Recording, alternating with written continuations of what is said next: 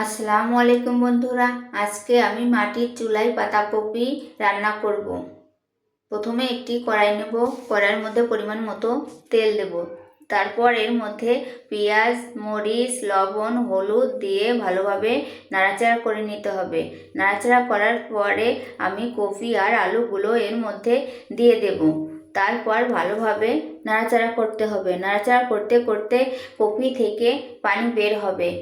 ভালোভাবে নাড়তে নাড়তে পানি শুকিয়ে ফেলতে হবে। কপিগুলো আমি অনেকক্ষণ ধরে নাড়াচাড়া করছি। নাড়াচাড়া করে তারপর এর থেকে পানিগুলো শুকিয়ে ফেলছি।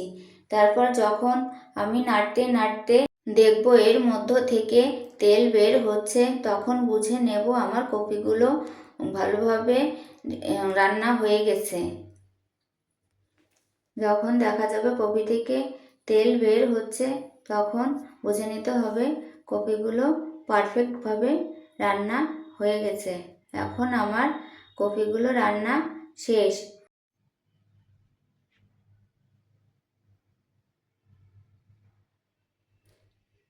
এখন আমি একটু নাড়াচাড়া করে একটি প্লেটে আমি কপিগুলো তুলে নিচ্ছি।